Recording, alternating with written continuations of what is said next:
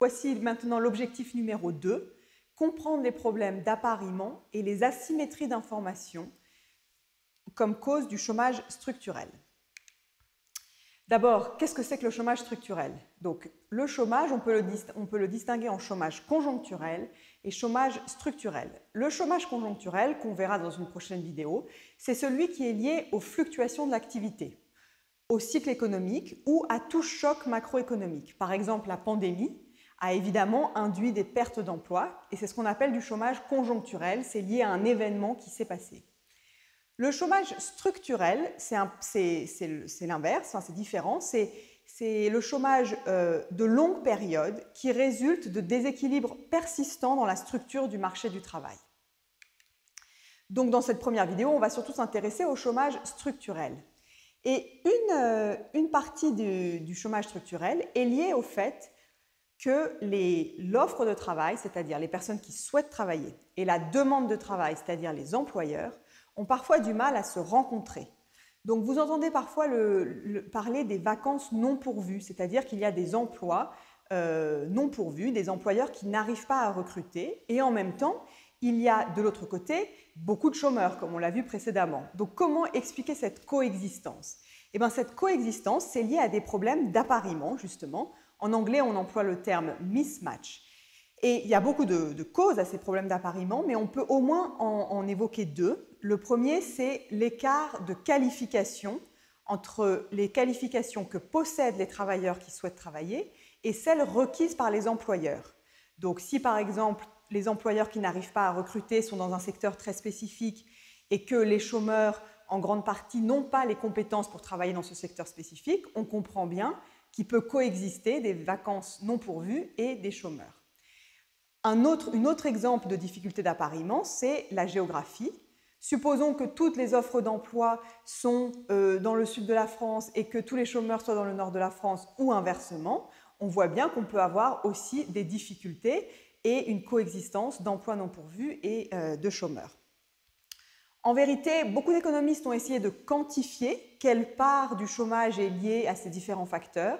C'est des exercices qui sont assez difficiles, qui obligent à faire beaucoup d'hypothèses, mais ce qu'on peut retenir, c'est que l'écart existant entre les qualifications des travailleurs et celles requises par les employeurs est un élément vraiment assez important. C'est-à-dire que c'est vraiment si on pouvait former les demandeurs d'emploi au maximum aux compétences qui sont requises par les employeurs, on arriverait à davantage pourvoir certaines de ces vacances. Donc ça, c'est vraiment un enjeu assez important.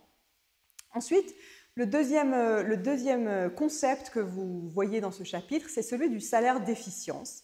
Alors, pour parler du salaire d'efficience, il faut d'abord faire un petit préalable qui est l'équilibre sur le marché du travail. Déjà, il y a une première chose que j'ai déjà dite, mais que je veux clarifier, parce que souvent, ça peut être parfois un peu source de confusion. Quand on dit l'offre de travail sur le marché du travail, l'offre de travail, c'est les personnes qui souhaitent travailler. Donc, c'est vraiment les travailleurs, les chômeurs, etc. Et la demande de travail, à l'inverse, c'est les employeurs. Et donc, il va y avoir un prix auquel l'offre et la demande de travail vont se rencontrer, et ce prix, c'est le salaire. Et l'offre de travail va être une fonction croissante du salaire, c'est-à-dire que plus les salaires sont élevés, plus les gens veulent travailler, ce qui est normal. Et à l'inverse, la demande de travail est une fonction décroissante du salaire, plus les salaires sont élevés, moins les employeurs veulent embaucher. Et donc, il va y avoir un équilibre qui va déterminer le taux d'emploi et le salaire d'équilibre sur le marché. Vous voyez que, aussi sur ce diapositive, il y a la notion de salaire de réserve. Le salaire de réserve, c'est le salaire minimum à partir duquel on est prêt à travailler. Donc, il va varier selon les individus, selon nos compétences, selon nos opportunités, etc. Mais souvent, dans notre tête, quand on cherche un travail, il y a un salaire minimum qu'on est prêt à accepter. Ça peut être le salaire minimum ou parfois, ça peut être un peu au-dessus si on considère qu'on a plus de compétences, etc. Donc maintenant, qu'est-ce que c'est que le salaire d'efficience? Le salaire d'efficience, c'est une incitation monétaire et individualisée à fournir l'effort attendu par l'employeur. Donc pourquoi est-ce que des économistes ont conceptualisé cette notion? En fait, à la base, il y a une asymétrie d'information dans le marché du travail entre l'employeur et le salarié. Qu'est-ce que ça veut dire? Ça veut dire que le salarié, lui, il sait s'il travaille avec beaucoup d'énergie, d'efforts, etc. ou si au contraire il fait le service minimum. Il le sait mieux que l'employeur, c'est lui qui sait l'effort qu'il fournit. L'employeur, qu'est-ce qu'il observe? Souvent, il observe le résultat. Il voit ce qui a été produit, il voit ce qui est en bout de course. Et donc, en théorie, on pourrait se dire, l'employeur, s'il n'est pas content, il va licencier le salarié.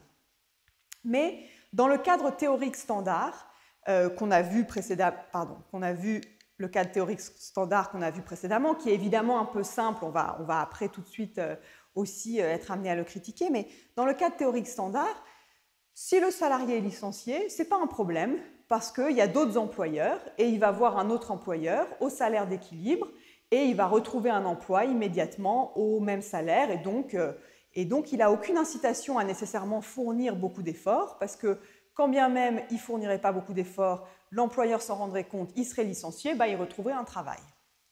Et donc, face à cette situation, dans ce cadre théorique, l'employeur, pour être sûr que ses salariés travaillent vraiment avec beaucoup de zèle, peut avoir intérêt à les payer plus que le taux de salaire de marché. Parce que qu'est-ce que c'est la logique?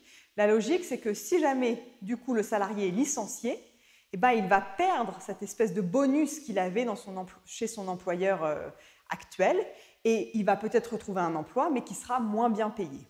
Donc, autrement dit, bon, ça c'est une explication un peu théorique et peut-être un peu compliquée, mais l'intuition derrière, elle est vraiment très simple. C'est juste de dire, finalement, un employeur qui a envie d'inciter ses salariés à bien travailler peut avoir envie de les payer un peu plus. Comme ça, ils vont être motivés, ils vont vraiment vouloir rester dans l'entreprise et donc ils vont faire tout ce qu'ils peuvent pour que l'employeur soit content d'eux. À l'inverse, si les salariés sont mal payés, ils vont avoir beaucoup moins de motivation pour faire du bon travail. Alors bon, le problème, c'est que si chaque employeur se mettait à avoir ce raisonnement, tous les salaires augmenteraient et on n'aurait plus cet effet prime, c'est-à-dire que cette idée que le salarié est mieux payé dans son entreprise ne marche que si les autres employeurs ne se mettent pas eux aussi à mieux payer leurs salariés. Donc, souvent, ce qui se passe de façon plus réaliste dans le monde d'aujourd'hui, c'est qu'en fait, le salaire d'efficience, il a quand même sa logique au sens où cette idée qu'en payant les gens bien, on les incite à bien travailler, elle demeure.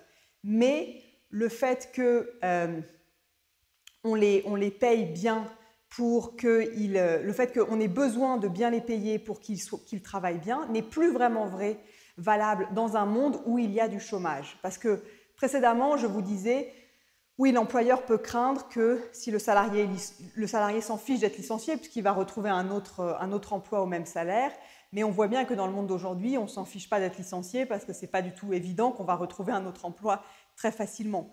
Donc en fait, dans le monde d'aujourd'hui, on a la menace qui fait que les salariés vont travailler bien, etc., c'est la menace du chômage, c'est la crainte de rester longtemps au chômage. Donc en ce sens, on n'a plus vraiment besoin du salaire d'efficience, mais c'est quand même un concept intéressant pour comprendre cette idée que pour motiver les gens, il faut les payer davantage.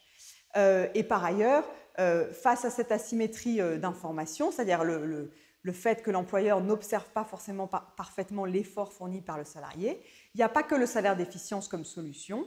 On peut aussi avoir des rémunérations qui dépendent des performances atteintes, on peut avoir des mécanismes de surveillance, etc.